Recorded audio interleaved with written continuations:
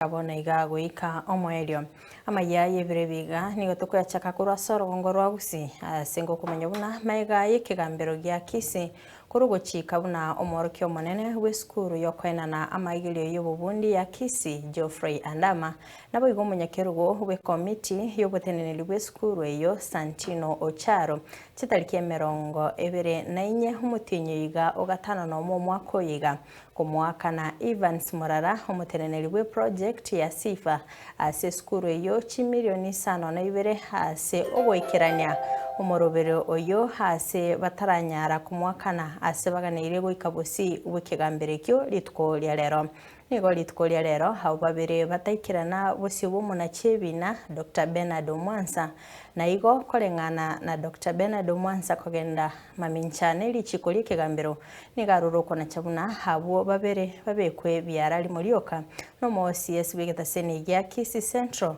aso kombia wikirana bosi ubukegambero nigo Evans Morara hamo no mwegereri bwabwene bw'omwanya bantu kurwa sekiombe ya Juhudi Africa bagokeiro kona choko na kugania okubwatwa kwa abo babere wekiranirwa bwango.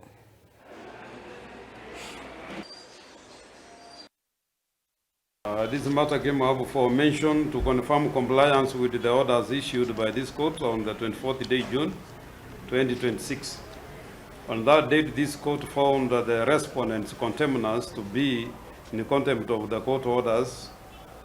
Upon hearing the parties, the contemners sought indulgence from the court and represented that they will release Kenyan shillings 7 million to the decree holder within 2 days. The court consequently granted them an opportunity to purge the contempt by complying with their own proposal. The court further directed that the decree of balance be paid in accordance with the resolution and the proposals to emanate from the governing council, and that the said information be presented to the court on today's date. Accordingly, I am satisfied that the sufficient grounds exist for the issuance of the warrants and orders as follows. That warrants of arrest are hereby issued against the contemners, judgment debtors, for continued disobedience of the orders of this court issued on the 24th day June 2026. For avoidance of doubt, Geoffrey Andama, Principal, KISII National Polytechnic, and Santino Ocharo, Chairman of the Governing Council, Kenya National Polytechnic. B, that the warrant shall be executed by the OCS KISII police station or another police officer acting upon his authority. C, upon arrest, the contemner shall be produced before this court on the earliest available dates for further orders and directions.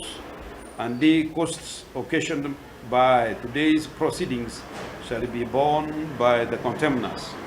It is so ordered. I must confess that today the court has come out clear that court orders are not issued in vain, and that court orders are not papers, and that also nobody is above the law or below the law. We are all equal before the law. So the court has pronounced itself that the principal of KISII National Polytechnic, Mr. Geoffrey Andama, and Mr. Santino Ocharo Ratemo, who is the chairman of the KISII National Polytechnic Governing Council, are not only in contempt, but have shown disrespect to the court, and consequently, the court has issued warrant of arrest for the 2 officers of the KISII National Polytechnic, and has also directed that the OCS KISII Central Police Station arrest and arraign the 2 officers of KISII National Polytechnic before court so that they can be committed to civil jail or sentenced accordingly. So I want to say once again that we are satisfied with the ruling that has been issued, and we hope that consequently justice will be done, and eventually the author of the project and those who took their time to mobilize resources for the SIFA project will get justice done. I also want to state that immediately, as the court has ordered, we will wish and pray that the KISII Central CS take necessary steps and quickly arrest these people, bring them to court for court contempt. They cannot disregard the law and the constitution, and the person in charge called the magistrate or the judge presiding over this petition.